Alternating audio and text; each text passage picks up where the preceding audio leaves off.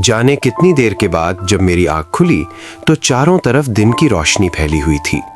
कुछ देर तो मैं ये सोचता रहा कि मैं कहाँ हूँ।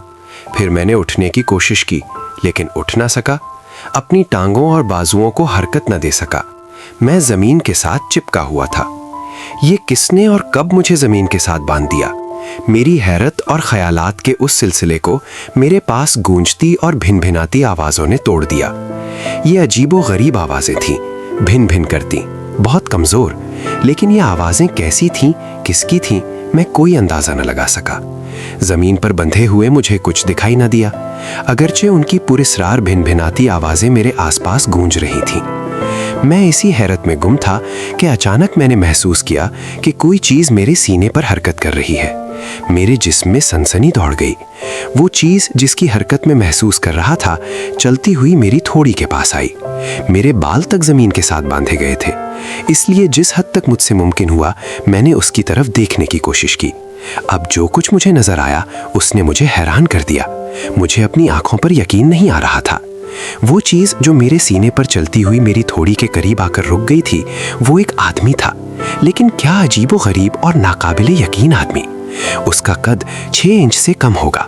6 इंच से भी कुछ छोटे इस आदमी ने हाथ में तीर कमान पकड़ रखा था। क्या दुनिया में कोई ऐसा पिस्पा कामत बोना आदमी हो सकता है? मेरा जहन इस हकीकत को कबूल नहीं कर रहा था, लेकिन आंखें ऐसे ही आदमी को देख रही थीं। और सिर्फ वही नहीं, बल्कि इस जैसे बहुत से आदमी मेरे जिस्म पर चलते फिरते थे। मैं इतना परेशान और हैरान हुआ कि बेइख्तियार ऊंची ऊंची आवाज से चीखने लगा। मेरी आवाज से वो इतने खौफजदा हो गए कि उल्टे कदम भाग गए। एक दूसरे को रौंदते मेरे जिस्म से नीचे उतरने लगे। बाद में मुझे मालूम हुआ कि उनमें से कई मेरे सीने से गिरकर जख्मी भी हो गए थे।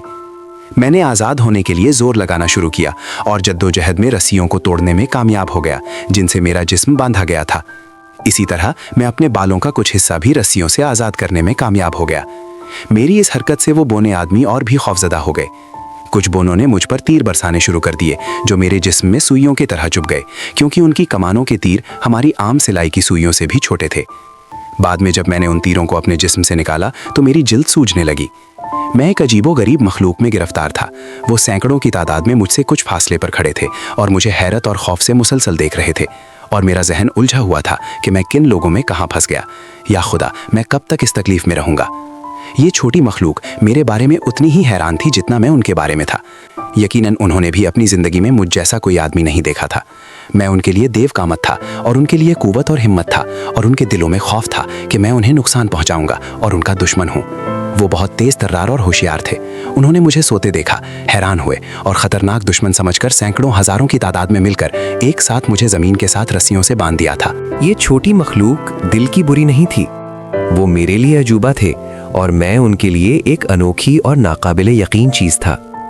वक्त गुजरने के साथ उन्होंने महसूस किया कि मैं उन्हें नुकसान नहीं पहुंचाऊंगा, उनका दुश्मन नहीं हूं।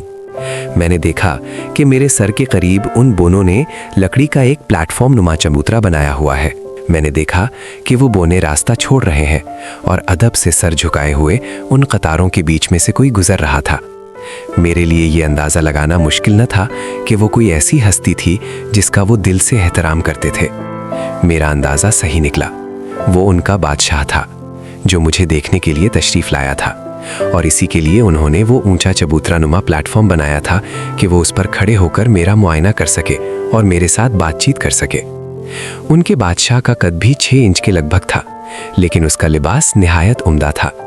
इस ऊंचे प्लेटफॉर्म नुमा चबूतरे पर खड़े होकर बादशाह कुछ देर मुझे देखता रहा। मैं उसे बखूबी देख सकता था।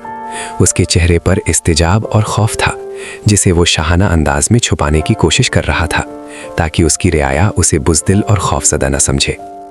उसने बोलना शुरू किया। वो मुझसे मुखातिब था। उसकी आवाज़ भी वैसी ही बड़ी धीमी, बारीक और कमज़ोर थी जैसे उसकी रियाया की। ये ज़बान मेरे लिए कतई तौर पर अजनबी थी। उसके एक लफ्ज़ की भी मुझे समझ नहीं आ रही थी। मैं अपनी बेकसी, इस अनोखी दुनिया और भूख प्यास की वजह से अब उठा और मुझे गुस्सा आ रहा था। मैंने अपना हाथ उठाकर अपने मुंह की तरफ इशारा किया और यूं मुंह बनाने लगा जैसे कोई चीज़ चबा रहा हूँ। मैं इशारों से उसे समझाना चाहता था कि मुझे बहुत भूख लगी है, मेरे खाने का इंतज़ाम किया जाए। बादशाह बहुत समझदार और ज़ीरक था। उसने मेरे इशारों को फ़ौरन समझ लिया और चंद आदमियों को अहकाम जारी किए। मैं समझ गया कि अब शायद मेरे लिए खाने पीने की चीज़ें लाने का हुक्म दिया गया है। इतने अरसे में मैं ये समझ गया कि ये बोने अपने बादशाह को हरगो कहकर मुखातिब करते थे। बाद के दिनों में जब मुझे उनकी ज़बान की समझ आने लगी तो मुझे इस लफ्ज़ के मानी मालूम हुए। हरगो का मतलब था हमारा अजीम आका। बादशाह ने कुछ और अहकाम सादिर किए। मैं हैरत और दिलचस्पी से ये सब कुछ देख रहा था।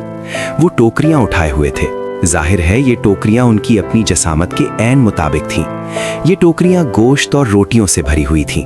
रोटियां इतनी छोटी छोटी थीं जैसे बंदूक की छोटी छोटी गोलियां, और गोश्त के टुकड़े किसी परिंदे के पर जितने हल्के और छोटे थे। मैं एक ही लुकमे में कई कई रोटियां और गोश्त के कई कई टुकड़े खा रहा था। वो लोग हैरत से मुझे देख रहे थे। मेरी भूख और खाने के इस अंदाज को देखकर उनकी आंखें फटी जा रही थीं। जो गोश्त मैं खा रहा था उसके बारे में मेरा अंदाजा था कि ये जानवरों का गोश्त है, लेकिन जायके से बिल्कुल मालूम ना होता था कि जिन जानवरों का गोश्त है। उनमें कंधे टांगे भी शामिल थीं, जिन पर अच्छी तरह नमक मसाला लगा हुआ था। बौनी मखलूक तेजी से दीवानावार मुझे खुराक फराहम कर रही थी और हैरत उनके चेहरों पर साफ नजर आ रही थी। ऐसा पेटू और नदीदा उन्होंने कभी नहीं देखा होगा। अब मैंने इशारों से उन्हें बताया कि मुझे प्यास लगी है। वो मेरा इशारा फौरन समझ गए। मेरी खुराक से वो अंदाज़ा लगा रहे थे कि मेरी प्यास भी कितनी ज़बरदस्त होगी। वो मेरे लिए अपने शहर का सबसे बड़ा लकड़ी का प्याला ले आए, जिसे मैंने 2 घूंट में ख़त्म कर दिया। तो फिर उनकी हैरत की कोई इंतहा न रही। जब मैंने मज़ीद लाने का इशारा किया तो वो ऐसा ही लकड़ी का दूसरा प्याला ले आए, जिसे मैंने पहले की तरह ख़त्म कर दिया। जब मैंने मज़ीद मांगा तो उन्होंने ऐसे इशारे किए जिनका मतलब ये था कि अब ये मशरूब ख़त्म हो चुका है। बहरहाल बहुत हद तक मेरी प्यास बुझ चुकी थी, इसलिए मैंने मज़ीद तकाज़ा ना किया। वो हैरान हो गए कि कोई इंसान इस तरह इतना ज़्यादा मशरूब इतनी जल्दी पी सकता है। मेरी खुश खुराकी पर अब वो अनोखे रद्दमल का इजहार करने लगे। वो मेरे इर्द गिर्द नाचने लगे और जोश में भरे मेरे जिस्म पर चढ़ाए।